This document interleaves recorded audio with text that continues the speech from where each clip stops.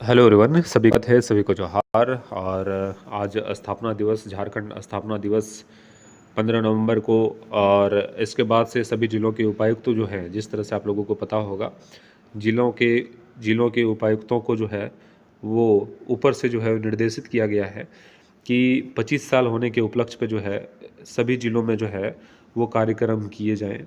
और जिस तरह से आप लोगों को पता होगा, आपके ज़िले में भी उपायुक्तों के द्वारा जो है कुछ ना कुछ कार्यक्रम किए जा रहे हैं 25 साल झारखंड स्थापना दिवस होने के उपलक्ष्य में। और अब जो है होमगार्ड की तैयारी करने वाले विद्यार्थियों को सचेत हो जाना चाहिए, क्योंकि जैसे ही ये चीज़ें यहाँ पे क्लियर होंगी, होमगार्ड की वैकेंसी की प्रक्रियाएँ तेज़ हो जाएगी। होमगार्ड की वैकेंसी का नोटिफिकेशन जो है जिस भी ज़िला में अभी तक नहीं आया है, आप सभी विद्यार्थी तैयार हो जाइए। नोटिफिकेशन जो है आपके ज़िला में बहुत जल्द देखने को मिलेगा और संभवतः नवंबर में ही अधिकतर ज़िला में है नोटिफिकेशन देखने को मिल जाएगा। उसमें से जामताड़ा ज़िला हो गया, देवघर ज़िला हो गया, और भी अन्य ज़िले में जो है वो होमगार्ड की वैकेंसी देखने को मिलेगी। और जिस तरह से आप लोगों को पता होगा कि होमगार्ड में अच्छी खासी वैकेंसी सभी ज़िलों में प्रस्तावित वैकेंसी है, और इतनी ही सीटों पर जो है वो वैकेंसी आ रही है। ठीक है, मैं बार बार बोल रहा हूँ कि देवघर में सीटों की संख्या वृद्धि हो चुकी है, बढ़ चुकी हैं, तो बढ़कर सीटें आएंगी। बाकी अन्य ज़िले आप यहाँ पे देखेंगे, आपके लिस्ट में यहाँ पे नाम होगा। अगर इसमें नाम नहीं है फिर भी आपके ज़िले में वैकेंसी आएगी ही आएगी। इसलिए निश्चित रूप से जो है वो आप सभी 100% जो है वो सचेत हो जाइए कि आपकी वैकेंसी आने जा रही है होमगार्ड की, और ज़्यादा समय इस पे नहीं लगेगा। मैंने कहा कि 15 नवंबर जो है वो इम्पोर्टेंट डेट था झारखंड के लिए, और ये कार्यक्रम की जिम्मेवारी सभी जिलों के उपायुक्तों को दिया गया था। इसलिए थोड़ा यहाँ पे विलम्ब हो गया नोटिफिकेशन को निकालने के लिए, रिक्रूटमेंट प्रोसेस को करने के लिए। लेकिन जैसे ही यहाँ पे ये प्रक्रियाएँ ख़त्म हो जाएंगी, ये प्रोग्राम्स ख़त्म हो जाएंगे, तो जिलों के उपायुक्तों के पास रिक्रूटमेंट के नाम पर एक ही बहाली रहेगी जो जिले लेवल पर होती हैं। और साफ निर्देश सभी जिलों के उपायुक्तों को दिया गया है कि जितना जल्दी हो सके होमगार्ड की भर्ती प्रक्रिया को जो है वो कंप्लीट कराया जाए। ठीक है, कोई भी कोर्ट केस का यहाँ पे प्रभाव नहीं पड़ने जा रहा है, मैं साफ तौर पर बोलूँ, क्योंकि कोर्ट केस हो चुके हैं। आप लोगों को पता होगा कि होमगार्ड में भी कोर्ट केस हो चुका है। लेकिन इस पर कोई प्रभाव पड़ने नहीं जा रहा है। जिस तरह से वैकेंसियाँ आनी स्टार्ट है तो वैकेंसियाँ आती रहेगी, इस पर कोई भी स्टे नहीं लगने जा रहा है, रोक नहीं लगने जा रहा है। ठीक है, इसलिए इस चीज़ पे ध्यान नहीं देना है।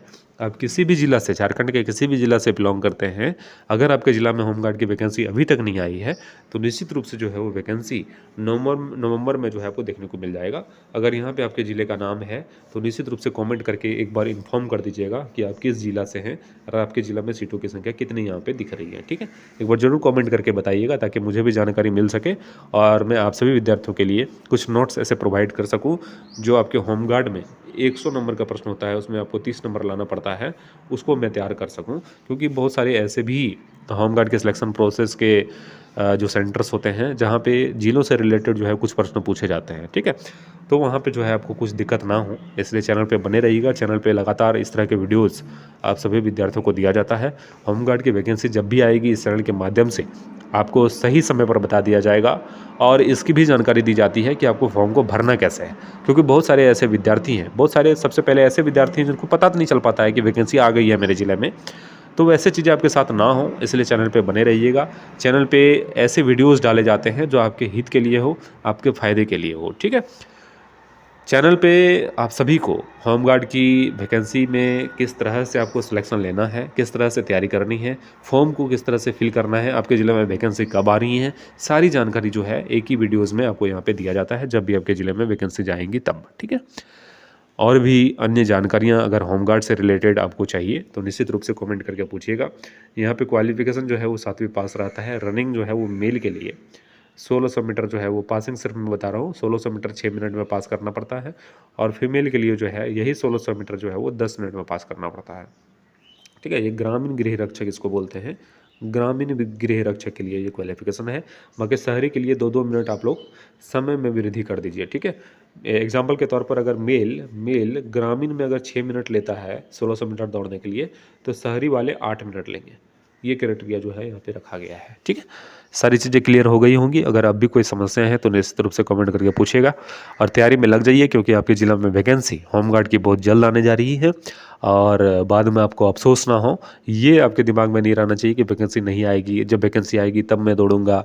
ये अगर आपके दिमाग में है तो निश्चित रूप से जो है तैयारी को छोड़ दीजिए, क्योंकि समय माँगता है और जो भी चीज़ें आप करने जा रहे हैं, 1600 मीटर का रनिंग करने जा रहे हैं, तो इसमें 2 से 3 महीना आपको चाहिए ही चाहिए, तभी जो है आपका दौड़ अच्छा से बन पाएगा, 1600 मीटर आप दौड़ पाएँगे।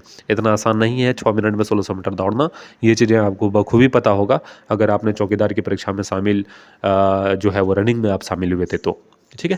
मेरी बातें समझ गए होंगे। अगर आप सभी विद्यार्थियों को सिलेक्शन लेना है होमगार्ड में, क्योंकि होमगार्ड में सैलरी भी अच्छी खासी है, 1088 रुपया पर डे के हिसाब से आपको सैलरी दिया जाता है।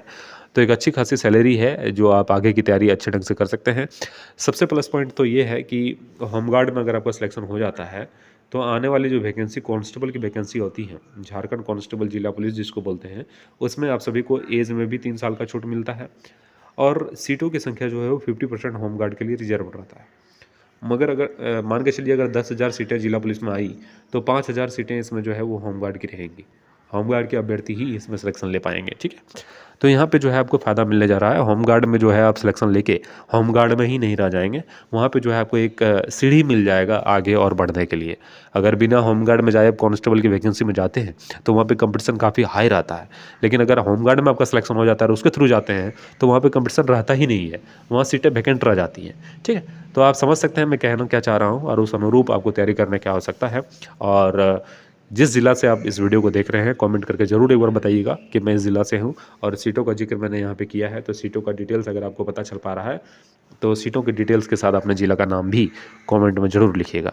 चैनल पर अगर न्यू है तो चलो सब्सक्राइब कर लीजिएगा। इस तरह के इंपॉर्टेंट अपडेट वैकेंसियों से रिलेटेड, चाहे वो चौकीदार की वैकेंसी हो, होमगार्ड की वैकेंसी हो, जेएसएससी से आने वाली वैकेंसियाँ, जो सारी बहाली की जानकारी इस चैनल के माध्यम से आपको दिया जाता है। आप सभी का शुक्रिया, बहुत बहुत धन्यवाद।